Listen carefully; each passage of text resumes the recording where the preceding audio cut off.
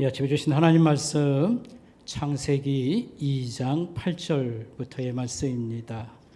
구약성경 창세기 2장 8절부터의 말씀. 창세기 2장 8절 9절 말씀 보겠습니다. 여호와 하나님이 동방에 에덴에 동산을 창설하시고 그 지으신 사람을 거기 두시니라. 여호와 하나님이 그 땅에서 보기에 아름답고 먹기에 좋은 나무가 나게 하시니 동산 가운데에는 생명나무와 선악을 알게 하는 나무도 있더라. 16절입니다. 여호와 하나님이 그 사람에게 명하여 이르시되 동산 각종 나무의 열매는 내가 임의로 먹되 선악을 알게 하는 나무의 열매는 먹지 말라. 내가 먹는 날에는 반드시 죽으리라 하시니라. 아멘. 이 시간 우리가 영상으로 하나님께 찬양을 올리겠습니다. 창조주 하나님을 찬양하는 그런 찬송이 되겠습니다.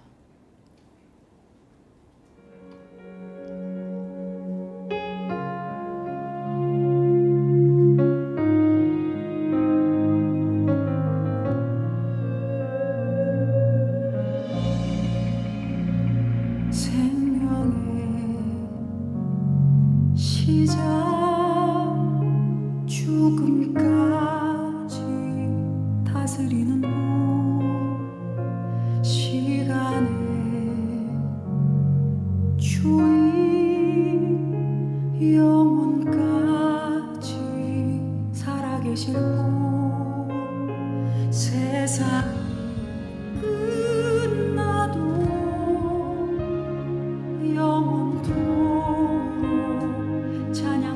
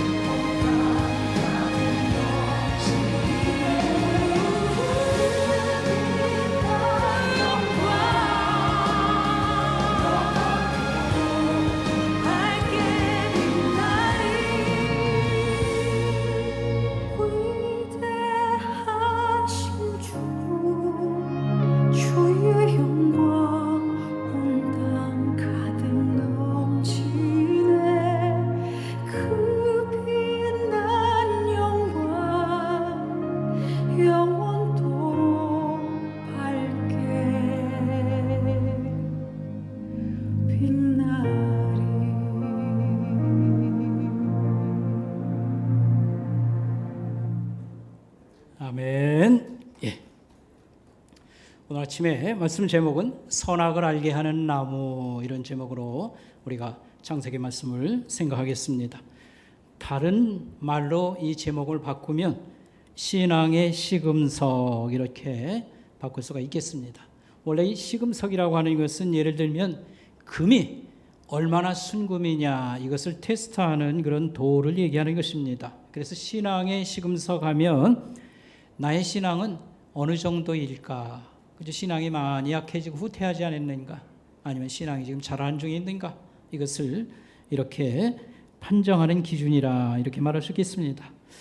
이것을 생각하는 것은 우리가 1년 이제 신앙생활, 특별히 봄을 맞이해서 우리가 굉장히 강조하는 그런 말씀이나 또 우리가 실천을 이렇게 여러분들에게 강조할 때에 왜 저럴까? 이유가 뭘까라고 하는 걸 이해하는 데 도움이 될 것이고요. 그래서 올 한 해 동안 기본적이면서도 가장 중요한 것에 우리가 전력을 좀 하면 좋겠다. 목숨을 걸듯이 이렇게 할 때에 또 여기서 나오는 그런 풍성한 그런 결과들, 이런 것을 우리가 생각하는데 목적이 있습니다. 여러분, 보통 책을 펴서 읽거나 글을 읽을 때에는 항상 서론이라고 해서 시작 부분이 있고요, 마지막 하려고 하는 결론이 있습니다. 그런데 이 서론, 시작에는 말하고자 하는 그런 중요한 핵심을 탁 던져놓는 그런 게 있습니다.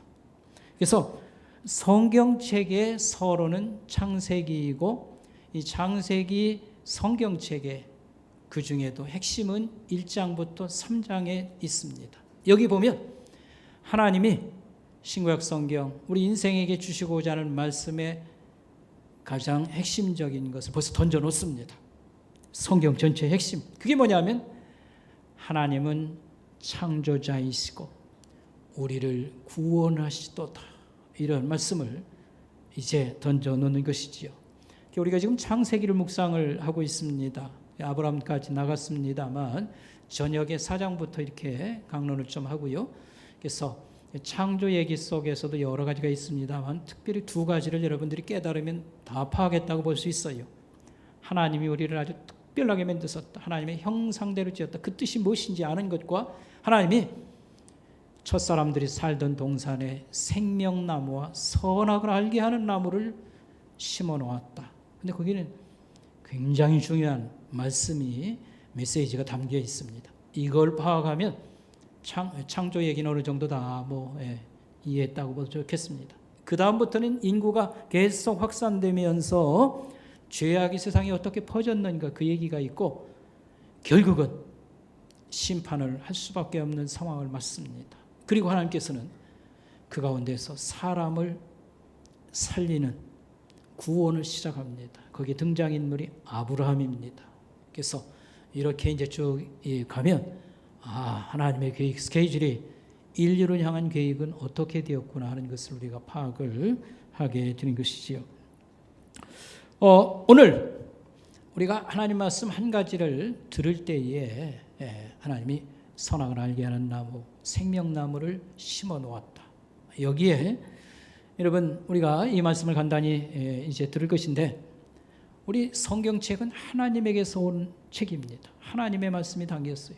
그러므로 어마어마한 깊이를 가지고 있습니다. 우리가 간단한 한 말씀을 생각하지만 세상에 이런 책이 도대체 어디가 있는가 할 정도로 깊이가 있는 것을 깨닫게 될 것입니다. 그래서 여러분들이 경청을 하시고 또 이렇게 말씀을 좀 이렇게 열린 마음으로 다 이해하도록 그렇게 여러분들이 노력해 주시면 좋겠습니다. 오늘 성경 얘기는 이렇습니다. 하나님께서 처음 사람 아담과 하와를 지으시고 에덴 동산에 그들이 살게 하셨다, 이제 그랬습니다. 근데 그 동산이 얼마나 살기가 좋았고 이 첫사람들이 얼마나 대단한 사람인가, 사실 그 얘기를 좀 많이 하고 싶은데 그러면 진도가 안 나가니까요. 그 얘기는 좀 억제하겠습니다. 여러분, 그 당시 아담은 우리 수준 이렇게 생각하면 안 됩니다. 그 명철함과 체력만 가지고 얘기해도 어마어마할 정도로, 그 다음에 지구촌은 지금 이 수준일 것이다, 어림도 없습니다. 맘모스가 북극에서 있지 않습니까? 풀 뜯어 먹을 때에 봄동산 같았어요. 북극이라는 게. 남극 북극이 없을 정도로. 그래서 그런 얘기는 이제 나중에 하고요. 자, 이 동산 중앙에는 생명나무와 선악을 알게 하는 나무 두 그루가 중심에 있다. 근데 이 말씀은 굉장히 나무가 많다고 보면 그런 나무도 있나 보다. 그 이름자 한번 특이하게 졌다 그렇게 생각할 것이 아니고 여기에는 하나님께서 인간에게 주시는 메시지, 말씀이 있습니다. 그래서 생명나무는 생명이라고 하는 것. 하나님이 우리에게 생명을 계속 보장하도다. 생명의 축복을 누리게 한다. 생명이라고 하는 그런 것과 이 선하게 알게 하는 나무는 다른 말로 얘기하면 이제 계속 설명이 나가겠습니다만 자유 이겁니다. 인간에게 하나님께서는 생명과 자유를 마음껏 보장한다. 이런 메시지, 깃발을 딱 꽂은 게 동산 가운데 생명나무와 선악을 알게 하는 나무를 심어놓은 것입니다. 그리고 또 놀라운 것은 생명의 축복을 누리되 어마어마한 생명을 누립니다. 이 어마어마한 생명이라는 말은 무슨 말이냐면 영원까지 뻗어있는 이 생명을 누린다. 우리가 영생이라고 조금 살다가 그냥 병들고 죽고 그게 아닙니다. 영생을 누리게 했다라고 하는 거고요.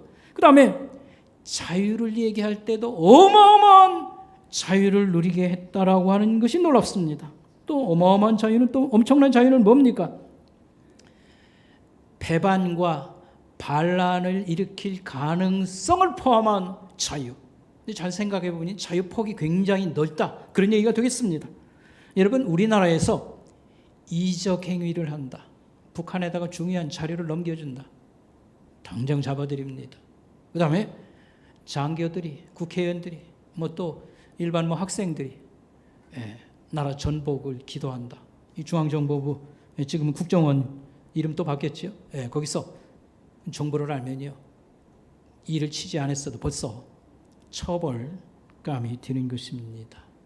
반역과 우리나라를 부정하거나 뒤집어 엎는 이런 것들을 허용하지 않습니다. 그렇지만 하나님께서 처음 우리 사람들에게 배신이나 그 다음에 반란의 가능성이 포함된 자유, 무지무지하게 폭넓은 자유를 허용했다라고 하는 것을 우리가 알면 참 굉장한 그런 혜택과 특권과 축복을 인간에게 주었구나, 이런 것을 알 수 있게 되겠습니다. 그런데 이거 늘 성경을 읽으면서 여러분들 늘 묻고 싶은 그런 질문이 하나 있을 거예요. 선악을 알게 하는 나무, 그거 있다는 것은 좋은데 그 열매를 먹으면 반드시 죽는다. 왜 이게 반드시 죽어야 되냐? 여러분, 그 참 해석이 안 되는 면이 있을 겁니다. 아니, 그게 뭐길래 하나님이 그 어마어마한 사랑을 가지고 우리를 대하고 그런 특권을 주시고 이런 창조를 허락하셨는데 그 열매가 그 뭐길래 그거 먹었다고 해서 반드시 죽는다, 이런 말씀을 하는 건지 참 궁금할 겁니다. 그래서 우리가 말씀을 잘 듣고 깨달으면 이해가 가는구나. 이 원자탄 수백 개를 터뜨린 것보다 이게 큰 사건이구나, 이런 것을 여러분 이해하게 될 것입니다. 일단 여러분 그 인쇄물을 좀 적극적으로 활용하겠습니다. 여러분 그 주보 속에 넣은 인쇄물을 좀 봐가면서 또 저를 보시기 바라겠습니다. 오늘 그 16절 17절 말씀을 쉬운 성경으로 읽어보면 내용은 이런 것입니다. 너는 동산에 있는 모든 나무의 열매를 마음대로 먹어라. 그러나 선악을 알게 하는 나무의 열매만은 먹지 말라. 만약 그 나무의 열매를 먹으면 너는 반드시 죽을 것이다. 이렇게 말을 했습니다. 스토트라고 하는 학자의 지적입니다. 아담과 하와를 위한 하나님의 준비는 완벽했다. 에덴 동산에서 부족함이 전혀 느끼지 못했다. 하나님께서는 그들에게 허락한 것을 즐기고 금지한 것을 삼가하면 그들의 행복은 계속될 것이다. 그의 허락과 금지는 똑같은 것이다. 그의 순전한 선하심과 사랑으로부터 나온 것이다. 이렇게 이제 말을 했습니다. 우리가 첫 번째 생각해 볼 것은요, 인간은 하나님과 다르다라고 하는 사실입니다. 인간은 제한받는 면이 있다. 사람은 신이 될 수 없다. 이걸 가르쳐 주는 말씀을 한번 생각하겠습니다. 여러분, 하나님에 의해서 만들어진 인간, 또 인간은 하나님이 지으셨습니다. 그런데 그 차이가 무엇일까? 설명 안 해도, 신과 인간 설명 안 해도 여러분 이해할 수 있습니다. 근데 에덴 동산에서 처음 사람들이 살 때에는 모든 것이 우리가 상상 이상으로요 대단한 것이었습니다. 그 처음 사람들은 영생을 누릴 수 있습니다. 이것은 신이 할 수 있는 그런 것인데, 영생을 조금 살다가 죽는 게 아닙니다. 계속 사는 거고요. 대단한 만족과 모든 조건들이 구비되어 있습니다. 영생을 누릴 수 있었고 완벽한 삶의 조건을 갖고 있습니다. 이것도 좀 자세하게 설명하고 싶은데 이거 빼겠습니다. 지금 지구촌하고 비교할 수 없습니다. 대표적인 게 북극이 얼음으로 쌓여 있는 게 아니고요. 노아 홍수 이전에는 있지 않습니까? 봄동산 같았어요. 지금 맘모스라고 하는 얼음덩어리에서 나온 입에 풀을 몰고 얼음에 갇혀 덮여 있는 이 맘모스들이 북극 지역에서 그렇게 살았고 이상적인 그런 모습을 보이고 있습니다. 완벽한 삶의 조건에다가 엄청난 능력을 갖고 있습니다. 그래서 아담으로 할 것 같으면요, 굉장한 지혜와 통찰력이 있었고요, 체력으로만 해도 우리가 비교할 수가 없습니다. 아담은 930살까지 살았는데 셋을 낳고 800년을 살았다고 했어요. 우리처럼 8, 90살 되면 이 노인네 돼 가지고 900까지 살았을 것 같아요? 어떻게 자식을 낳아요? 우리가 상상을 우리 자신에게는 비교할 수 없습니다. 창세기 2장 16절에 보면 각종 나무의 열매를 먹으라 그랬습니다. 각종이란 히브리어 말은 전부 모든 것을 얘기합니다. 그러니까 이것은 먹거리뿐만 아니라 여러 가지 자유를 포함하고 있다고 볼 수 있겠습니다. 모든 것이 허락되었다. 그러나 금지된 게 있었다. 시편 8편 5절에 보면 아담의 그 행복한 내지는 축복의 그런 것을 묘사할 때 이렇게 말했어요. 아담은 하나님보다 조금 못하게 하시고 영어 존귀로 관을 쓰였습니다. 천사보다 조금 못하게 하시고 그래야 될 것 같은데 하나님보다 조금 못하게 하시고 이제 그렇게 말을 했어요. 천사도 부러워했을 것이다 생각합니다. 영원까지 살 수 있는 그런 특권과 함께 완벽한 그런 환경을 가지고 있고 엄청난 그런 능력의 소유자이고요. 많은 자유를 허락해 주었습니다. 하나님하고 한 집에 사는 거예요. 늘 만남이 있습니다. 하나님께서 나타나셔서 대화하고 아담을 부르셨고. 근데 한 가지를 금지를 시켰어요. 선악을 알게 하는 나무에 열매를 먹지 말라 이것입니다. 이건 뭘 얘기하냐면 하나님과 사람 사이에 경계선, 마지노선이 최소한 이거 하나, 이것은 있어야 된다. 그 얘기입니다. 제한과 한계를 인간에게 주신 것입니다. 하나님이 우리를 지으셨는데 우리는 이걸 잊지 말아야 된다. 하나님이 우리를 지으셨도다. 다시 말하면 인간의 통치권을 하나님은 가지고 계시고 우리는 제한받는 면이 있도다. 우리는 하나님의 의지에서 그 말씀 따라서 사는 그런 존재다. 이런 걸 알려주는 겁니다. 이것은 인간에게 하나님께서 무슨 억압하고 속박을 주려고 한 것이 아니고 어떤 사랑의 질서를 하나 만들어서 하나님과 더불어 계속 생명과 영광과 축복을 누리게 하려고 하는 그런 선한 뜻이 있는 것입니다. 자, 우리가 두 번째로 생각해 볼 것은요, 하나님은 사람에게 자유를 주셨습니다. 자유를, 또 이것을 자유의지를 이렇게 말할 수 있습니다. 만약 하나님께서 사람을 로봇처럼 만들었다고 하면, 로봇은 프로그램을 집어넣고 이렇게 일시키는 거, 이제 그런 것만 합니다. 이게 인공지능이 발전되면 사람 같은 그런 두뇌와 의지를 가지면 어떻게 할 것인가 지금 걱정을 하는데, 아직도 한참 남은 일이지요. 어쨌든 로봇이라고 하는 것은 현재 수준에서는 그 사람이 시키는 거, 프로그램 그것만 합니다. 로봇가 잘못했다고 해서 문제가 있다고 그래가지고 막 몽둥이를 때리고 그럴 수는 없는 것이지요. 그런 자유가 없기 때문에. 예를 들면 이 자유가 없는 그런 존재들에게는 우리가 책임을 물을 수가 없습니다. 예를 들면 개를 묶어 놓았다. 개의 자유를 박탈하시다니. 요즘은 개를 너무 좋아하고 아이라고 부르는 그런 때가 왔는데 개를 묶어 놓았다. 개님의 자유를 박탈했어요. 그럴 수는 없습니다. 근데 사람을 강제로 힘 있다고 그랬어요. 묶어놓거나 1시간 동안 방에 가둔다. 이것은 감금죄로 처벌을 받습니다. 자유를 박탈하는 것은 허용할 수 없는 범죄 행위입니다.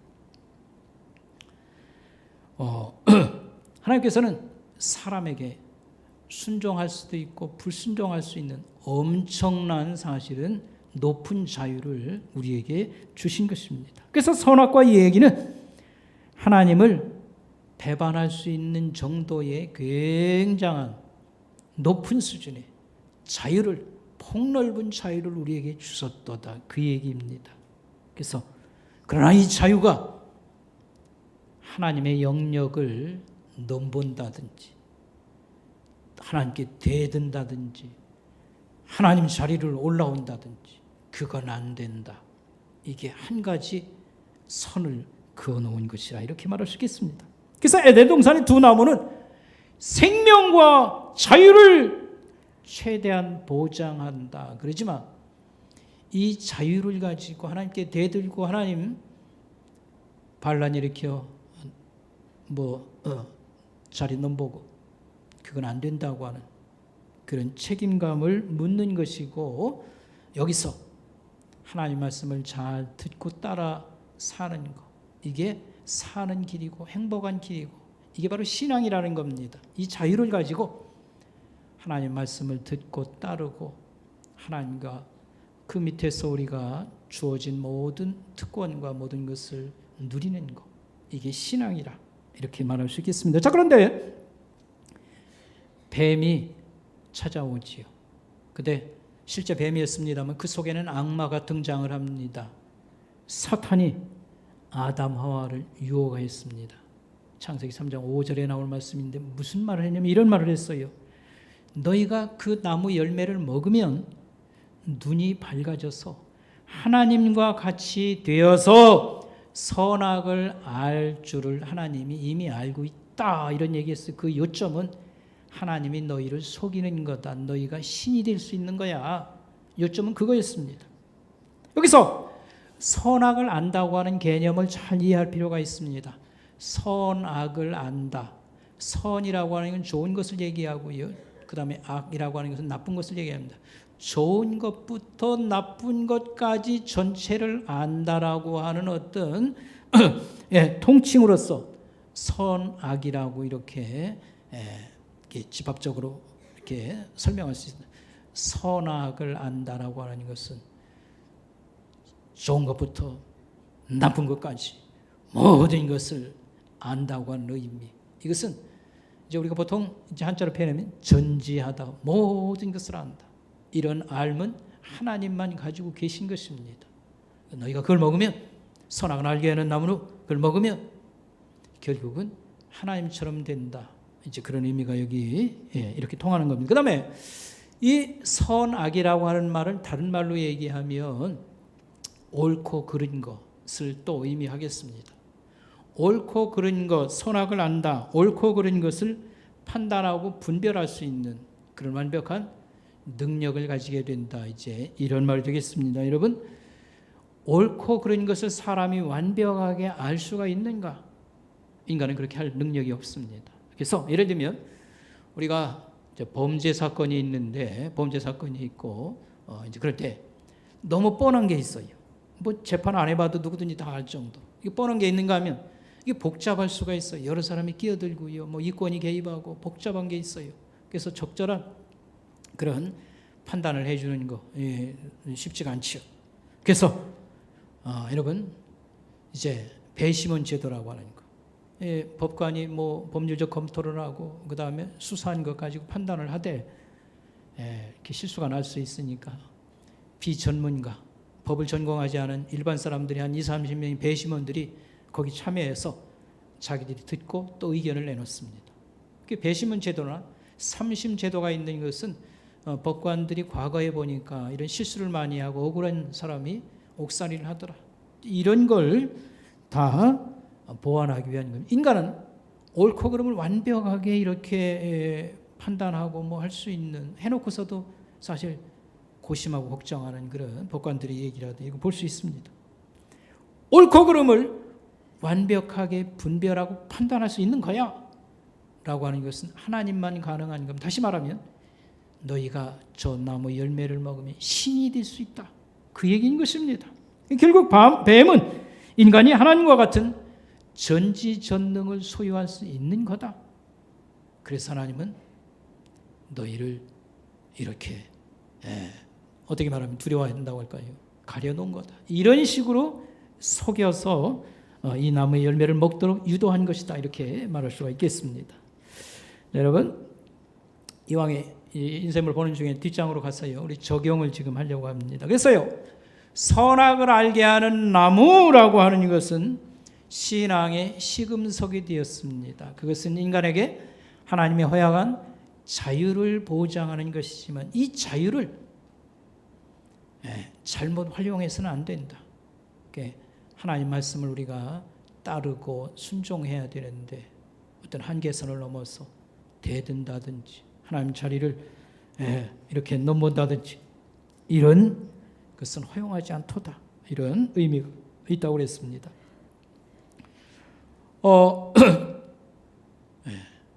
이 말씀을 우리가 적용을 해서 우리 신앙의 시금석으로서 우리 신앙을 한번 우리가 판단하고 생각해 보도록 하겠습니다. 여러분, 신앙이라는 것은 하나님을 인정하고 따르는 것이고요. 그 다음에 하나님 말씀을 이렇게 순종해 살고 하나님을 공경하는 게 신앙이라고 말할 수 있겠습니다. 근데 내 신앙은 어느 정도인가? 너무 많이 약해, 코로나로 또 여러 어려운 환경으로 인해서 신앙이 너무 약해진 게 아닌가? 문제가 지금 있지 않은가? 하나님이 기뻐하실 만한가? 하나님이 축복하실 만한가? 우리는 이것을 물어보고 올해도 어떻게 살고 어떻게 하나님 앞에서 신앙을 또 세울까? 이런 것들을 고민을 해야 될 것입니다. 신앙의 시금석. 제가 세 가지를 여기서 적용을 하고 여러분들에게 다시 강조를 하고 싶습니다. 첫째는 경건생활. 두 번째는 늘 많이 들었지요? 경건생활. 경건생활. 그 다음에 주일성수. 세 번째 11조. 네 번째 이제 10계명이라든지 지금 집어넣으려고 하는데 한 3개만 일단 말씀을 드리도록 하겠습니다. 신앙을 좀 체크해보고 싶다라고 할 때에 여러분, 첫째는 경건생활입니다. 경건생활이라는 것은 하나님 말씀과 기도를 일컫는 것입니다. 그래서 늘 성경 말씀을 가지고 늘 우리가 모여서 이렇게 예배드릴 때마다 듣습니다. 그래서 이 하나님 말씀을 나는 얼마나 받아들이고 또 이걸 내 것으로 삼았으며 이 말씀을 가지고 얼마나 이렇게 신실하게 살아가는가, 바로 이거지요.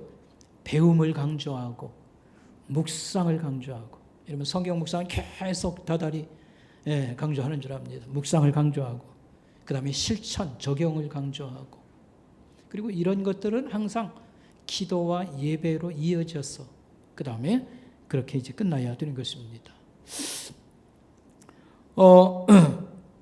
우리 믿음은 들음에서 난다. 로마서에 나오는 말씀입니다. 여러분 그 인쇄물에 있죠?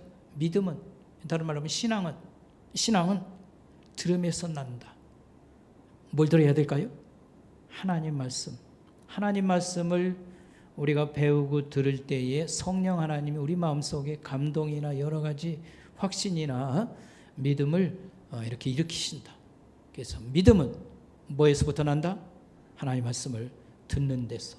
그래서 우리가 계속 읽게 하고 듣게 하고 그 다음에 계속 여러분 강론하고 또 그걸 묵상하고 실천 적용을 하도록 그렇게 하고, 그것은 신앙을 이렇게 건강하게 만들고 계속 키우기 위한 목적이 있습니다. 그 다음에 예수님의 경우에도요, 예수님이 이 어려운 설교를 하실 때 사람들이 많이들 자리에서 떠나갔어요. 그때 예수님 물어보신 너희도 가려느냐? 그랬더니 베드로가 말했습니다. 주여, 선생님, 영생의 말씀이 여기 있사오니, 주께 있사오니 예수님에게 있는 우리가 어디로 가겠습니까? 그래서 성경 말씀을 배우고 읽을 때는 항상 주인공 만나야 됩니다. 예수님을 찾아보고 만나는 게 중요하다라고 말할 수 있고요. 그 다음에 성경의 유의감에 대해서는 디모데후서 3장 15절 16절에 잘 나와 있어요. 15절에 뭐라고 말했냐면 구원에 이르는 지혜가 있게 하고 16절에 진리를 알게 한다. 그 다음에 삶 가운데 잘못된 것을 깨닫게 하고 그걸 바로잡게 하고 그 다음에 의롭게 사는 법을 가르쳐 준다. 뭐 완벽하지요? 구원에 이르는 지혜가 있게 하고 진리를 알게 하고 삶 가운데 잘못된 것을 알게 하고 바로잡아주고 의롭게 사는 법을 가르쳐 주도다. 얼마나 대단합니까? 그래서 우리는 성경을 계속 읽기도 하고 우리 성도들이 쓰기도 하고 뭐 배우기도 하고 목사는 그저 중요하다고 생각하는 것은 뭐 계속 가르치고 또 우린 점검도 하고 뭐 이렇게 합니다. 근데 목적이 있어요. 가장 중요한 게 성경에 아주 결론 같은 게 있는데 그 인쇄물에도 나왔지요. 주일 성수 바로 앞에 있는 겁니다. 하나님 말씀을 따르지 않는 사람들은 결국 하나님께서 쫓아내십니다. 하나님 말씀을 불순종하들은 하나님은 결국 쫓아냅니다. 정말 죽음으로 끝나는 것입니다. 아담이 쫓겨나요. 에덴 동산에서. 여러분 잘 알고 있지 않습니까? 쫓겨납니다. 죽음을 선고받았습니다. 당장은 안 죽었어요. 근데 그는 하나님에게서 끊어짐으로 이미 죽은 자였습니다. 그 아들 가인이 또 쫓겨납니다. 하나님 앞에서 쫓겨납니다. 그 다음에 롯의 조카가 아브라함의 조카 롯이 지발로 걸어나가지만 그것은 하나님 잘 믿는 사람에서 떨어져 나갑니다. 그의 인생은 벌써 앞이 훤하게 보이는 거예요. 롯은 비참하게 여러분 어떻게 끝나는지 알지요? 그 다음에 사울 왕이 하나님 말씀을 안 따르다가 첫 번째 왕이 쫓겨납니다. 그리고 다윗이 이제 픽업됐죠. 왕으로 하나님께서 뽑혔습니다. 이스라엘 백성들이 애굽에서 노예 생활하다 하나님 도움으로 해방을 받아가지고 하나님 백성으로 계약을 맺고 광야 생활을 하는데 어려움은 그냥 막 대들어요. 어려우면 하나님 왜 우리 광야까지 끌어다 냈습니까? 어려움은 하나님께 그냥 대들어요. 결국은 1세대들은 다 광야에서 죽습니다. 아무도 약속의 땅에 못 들어가게 해요. 그 자식들이 들어가게 합니다. 그러니까 이것은 쫓겨난 것과 마찬가지입니다. 그 다음에 가나안 땅에 들어가서 여러분 나라를 이루고 하나님 백성들이 왕성하게 이제 하나님 목적을 실현하기 위해서 이렇게 큰 민족을 이루고 그러지 않습니까? 이제 구세주가 와야 되시고요. 근데 북쪽 이스라엘이 남북으로 이제 나라가 왕성하다가 솔로몬 때 이후에 나라가 두 쪽 나죠. 그때 북이스라엘은 결국은 몇백 년 후에 어떻게 되었냐면요. 아스루에게 끌려가서 그들은 돌아오지 못합니다. 하나님 백성에서 추방당한 거예요. 남쪽 유다는 몇백 년 하다가 바벨론에 끌려갔습니다. 돌아온 자들, 하나님을 끝까지 찾는 자들만이, 그래서 구약 성경은 한마디로 돌아온 자, 남은 자들, 하나님에게 끝까지 메아들린 자들만 구원에 이르도다 하고서 이제 메시아 예수님이 오시고 또 하나님 백성들을 일으킨 일은 가운데 우리가 지금 있습니다. 성경의 결론이 이것입니다. 하나님 말씀을 따르지 않는 자들은 결국은 하나님께서 쫓아내십니다. 그러나 하나님 말씀을 따르는 사람들은 복을 받고 하나님과 함께 사는 그런 영원한 삶, 영생에 들어간다. 성경 얘기는 바로 그겁니다. 계속 그래서 우리의 믿음이 약해지고 하나님에게서 멀어질까 봐 뭐 여러 가지를 가르치고 강조하고 읽기도 하고 계속 그러는 거예요. 우리는 하나님 목소리, 인생을 좀 쉽게 사는 방법, 또 어떤 때는 잘 되는 방법 뭐 없습니까? 그럴 때예요. 성경 간단해요. 하나님 말씀을 그냥 따라가라. 인생은 수월하다. 내가 그렇게 뭐 성공하고 뭐 어쩌고 이렇게 하고 싶은데 하나님 말씀을 따라가라. 하나님이 도우신다. 하나님이 책임진다. 아멘! 하나님 말씀을 그냥 따라가면 이 시간이 뭐 오래 걸리고 뭐 어쩌고 저쩌고 하지만 있지 않습니까? 뭐 자식도 낳아서 잘 키우고 그냥 집도 마련하고 뭐 세상 뭐 그런 소원도 상당히 하나님께서는 들어주시는데 그게 중요한 게 아니라 하나님과 좋은 그런 관계를 맺고 영원까지 가는 것입니다. 하나님 말씀을 듣는 것은 너무너무 소중한 것입니다. 우리가 지난번에 얼마 안 됐습니다만 요한계시록을 중간 이상 배우고요. 그 점검을 2차 했어요. 근데 뭐 많이 참석을 안 해서 좀 섭섭한 마음이 있어요. 그냥 항상 하는 얘기지. 코로나 때문에 뭐 어쩌고 저쩌고. 그러나 또 신실한 사람들은 같이 동참했는데 우리 노인순회는 우리 김영자 권사님이 이 점검에 참여했어요. 노인순회는 유일하게. 아마 저보다 나이가 많으실 거예요.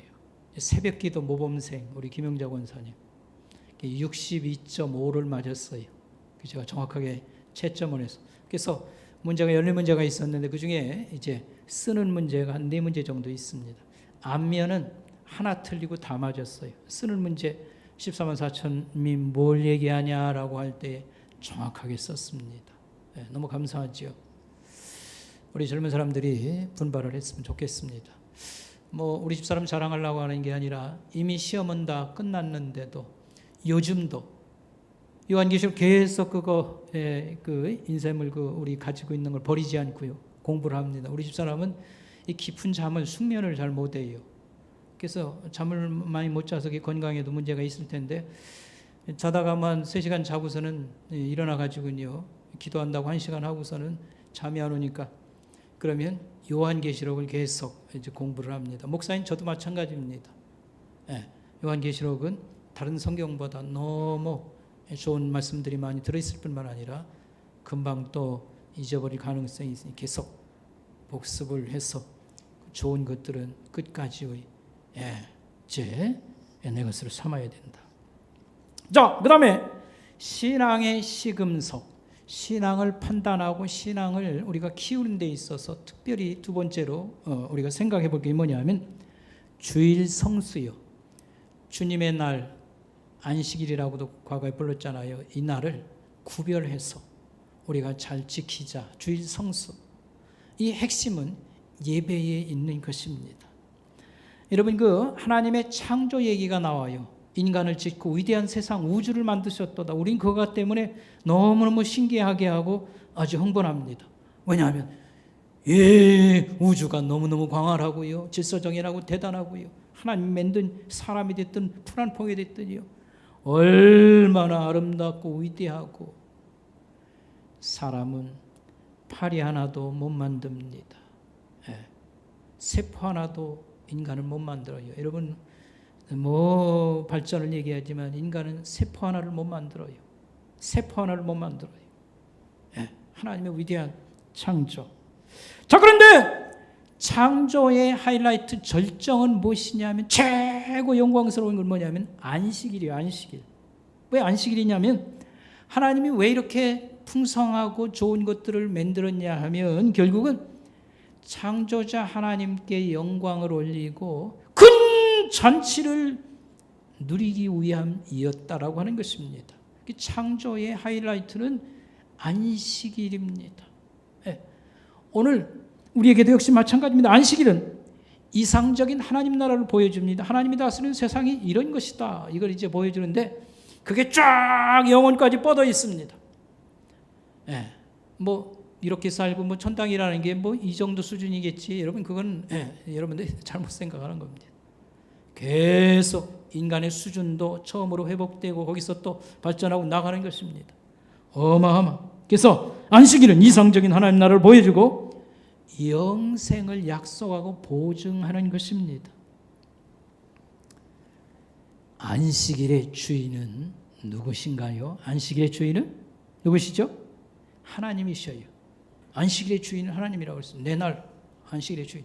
그래서 구약 성경 처음 성경 가르칠 때에 하도 말을 안 들으니까 하나님 이렇게 말했어요. 안식일을 짓밟는 놈은 다 죽여라. 다 죽이라는 말은 아니고요. 안식일을 범하는 자는 죽이라고 했습니다.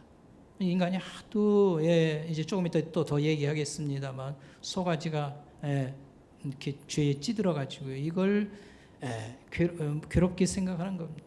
말씀을 안 들어 먹어요. 그래서 시범을 안식일날 나무를 하러 간 사람을 처벌하라, 죽이라.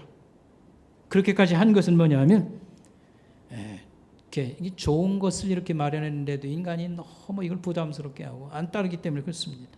그러니까 우리가 지금은 이제 주일 이렇게 부릅니다. 주님의 날. 그 주인공은 누굴까요? 예수님이고 하나님이시고 그렇습니다.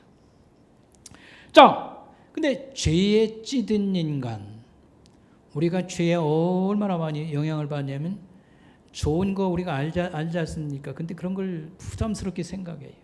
좋다는 걸 알면서도 안 합니다. 몸에 안 좋다는 것만 골라서 하듯이 그런 겁니다. 그래서 주일 하루를 우리가 하나님을 예배하고 또 신앙적으로 건강을 회복하고 뭐 사람들을 돌봐주고 이런 날로 딱 쓰라고 했는데 그걸 아주 부담스럽게 생각을 합니다.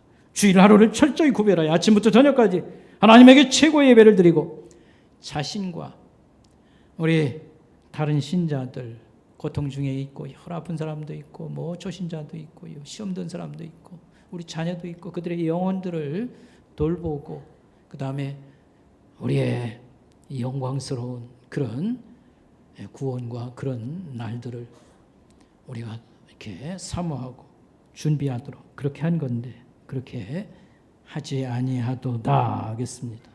주일 안식일은요 천국을 경험하는 그런 날로 삼고 우리가 은혜와 거룩함을 풍성히 이날 누리면 일주일 동안 살아갈 때 여러 가지 면에서 많은 유익을 끼칠 수가 있는 것입니다. 여러분 복음주의 협의회라고 하는 단체가 있었습니다. 요즘은 어떻게 활동하는지 없어졌는지 모르겠습니다. 복음주의 협의회는 우리 초교파적으로 장로교, 감리교 여러 교파 모여서 했고요. 거기서 이제 주도적인 활동을 했던 분이 우리 은사인 김명혁 목사님, 김명혁 교수님하고 또 우리 합동신학 이사장, 우리 교단에서는 안만수 목사님이라고요. 저희 같이 이렇게 동기로 공부하셨습니다. 저보다 한 12살을 많지. 고인이 됐어요. 그런데 이런 분들이 이 복음주의 협의회에서 무슨 운동을 했냐면 안식일을 거룩히 지키자, 주일을 거룩히 지키자 이 운동을 많이 펼쳤어요. 그래서 공무원 시험, 자격증 시험 항상 주일날 공휴일 주일날 했어요. 그걸 토요일로 바꾸고 이 제도를 많이 바꿔놓았습니다. 굉장히 많이 노력을 했습니다. 근데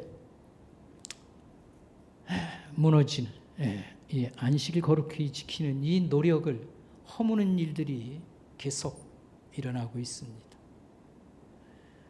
서울의 사랑의 교회라고 하는 교회가 지금은 대형 교회가 됐는데 교인이 많이 모이다가 보니까 아침 예배 드리고 뭐 저녁에 또 나오라고 하기가 힘들어서 그런지 어떻게 이렇게 하냐면 저녁 예배를 폐지하고 가족들과 함께 집에서 가정 예배를 드려라 그렇게 한 거예요. 미국식으로 이제 해보자 뭐 이렇게 했겠죠. 근데 모방을 유행이 얼마나 빠른지요. 다 교회 문 저녁에 닫고요. 사람들 좋아해요. 예배 드리고 점심 먹고 또 한 번 예배 드리고 또는 이제 그런 교회에는 이제 아침 예배만 드리고 마는 겁니다. 집에 가서 가정 예배를 드리라. 우리 처제가 그 교회를 다녔어요. 다녔는데 하는 얘기가 처음에 취지는 좋은데 집에 가서 가정 예배를 누가 드립니까? 그냥 오후에는 그냥 쇼핑하러 가고 있지 않습니까? 뭐 놀러 다니고 뭐 그러는 거죠. 뭐. 뭐 다른 사람도 있긴 있겠지요. 주일만 망가뜨리는 겁니다. 그 주일을 지키고 이걸 세우기 위해서 그렇게 노력을 했었는데 저녁 예배 드리는 교회를 찾아볼 수가 없어요. 근데 이 인간이 얼마나 죄에 쪄들었냐면요. 아침 예배 끝나면 뭐 주일 다 지켰다고 생각을 합니다. 오후에 뭐 백화점도 가고 뭡니까 뭐 돌아다니고 너무 좋네. 다음 시대까지 신앙이 가지를 못하는 겁니다. 너무 슬픈 일입니다. 내년에 제가 이제 가고 새로운 후임자가 오면 우리 선목교회 성도들이 첫 번째 건의를 아마 할 겁니다. 저녁 예배를 오후 점심 먹고 드린 예배로 대체해 주세요. 그럴 거예요. 그러죠? 그래 안 그래요? 저는 알고 있습니다. 편한 대로 살면은 결과는 없습니다. 신앙이 쪼그라들고 남는 자만 그 말씀 여러분 보세요. 징그럽게 말 안 듣는 사람은 어떻게 삽니까? 하나님 말씀을 따르지 않는 자들은 쫓아내셨어요. 이스라엘 역사가 다 그런 겁니다. 남는 자만 구원이 있도다. 주의를 허물고 이러지 말고요. 우리가 잘하고 저녁에는 찬양을 잘 준비했어요. 그냥 대충 와서 이렇게 하지 말고 목사부터 사실은 책임이 많지만 어쨌든 그리고 주일날은 우리가 어려운 성도 만나지 못한 사람들도 찾아가고요. 좀 좋은 만남도 이렇게 가지고 얼마나 유익하게 이걸 최대한 발전을 시켜야 되겠습니까? 그러니까 굉장히 정말 사회운동까지 벌리면서 피 터지게 했었는데 그걸 그냥 좋은 명분 밑에 인간이 약해서 이걸 최대한 나쁜 쪽으로 이렇게 틀어지는 이런 걸 회복해야 되는 것입니다. 자, 그 다음에 세 번째 11조라고 하는 것은 예수님이 이렇게 말했어요. 이 세상에 두 주인이 있다. 하나는 돈이요 하나님이다. 두 주인을 섬기지 못하다. 돈이 우상인 시대, 돈이 하나님인 시대. 우리는 하나님이 첫째이고 돈은 두 번째입니다. 하나님이 첫째고 돈은 두 번째입니다. 이걸 우리가 몸으로 실천하는 것이 11조이고요. 하나님이 주시는 복으로 우리는 삽니다. 이 고백입니다. 예수를 잘 믿고 이렇게 해도 말씀대로 순종해도 우린 잘 삽니다. 여러분 11조는 전체가 아닙니다. 이것은 훈련일 뿐입니다. 완벽한 것은 청지기 정신으로 우리가 모든 것에 이걸 적용하는 것입니다. 우리의 선배들은 신앙의 선배들은 여러분 헌금 11조만 낸 게 아닙니다. 시간에 11조 운동을 했습니다. 1년 365에 10분의 1, 11조. 그래가지고 여름, 겨울에 농한기 이런 때를 이용해서 있지 않습니까? 지방에 다니면서 전도를 하고요. 이런 헌신들을 했어요. 근데 우리가 이런 것을 잊어서는 안 되고 이것은 하나의 트레이닝입니다. 훈련을 제대로 해야 될 것입니다. 여러분 우리 교회에 우리 신상영 집사님이 봉사를 잘해서 너무 감사하게 생각합니다. 그런데 사는 것은 굉장히 열악합니다. 그러나 저는 선목교회 다니엘 이런 명칭을 주고 싶습니다. 아니면 또 갑자기 다니엘 무슨 다니엘하고 신상영 집사 무슨 관련이 있다고? 우리가 이렇게 헌금을 드리면서 늘 하는 게 있어요. 뭐 생활이 많이 나아졌나, 복을 받았는가, 뭐 이런 걸 생각합니다. 그러나 여러분 하나님 말씀은 정직하다는 걸 끝까지 믿으시길 바랍니다. 그렇게 말씀을 드리고 싶고요. 근데 이제 이제 신상희 집사가 직장 다니던 곳이 200만 원을 못 받았어요. 나한테 얘기한 건 아니지만 11조 생활을 전혀 할 수가 없습니다. 월세도 내야 되지요. 뭐 밥 먹고 세 식구 살아야 되지요. 흔차라죠. 기름 넣어야 되지요. 어떻게 할 수가 없다는 겁니다. 너무 참 가여울 정도로 그랬습니다. 근데 지금 이제 옮긴 데는 뭐 200 몇십만 원을 받으니까 11조도 하고 그렇게 해서 너무 감사한데 문제는 오전 8, 9시 출근해가지고 저녁 8, 9시에 퇴근하는 거예요. 한 12시간 일 시키는 데가 어디가 있어요. 그렇다고 더 주는 것도 아닌데. 우리 집사람이 그 얘기를 듣고 너무 속이 상하고 저도 그냥 속상해서 뭐 어디 취직 마땅히 시켜줄 때는 아직은 없는 거고요. 너무 안타깝게 생각합니다. 그런데도 이제 일주일에 한 번씩 꼭 새벽기도 나와서 차 도는 거 목요일 날 한 번 봉사를 합니다. 그 겨울에는 좀 쉬라고 내가 대신한다고 이제 그런 경우도 있었습니다.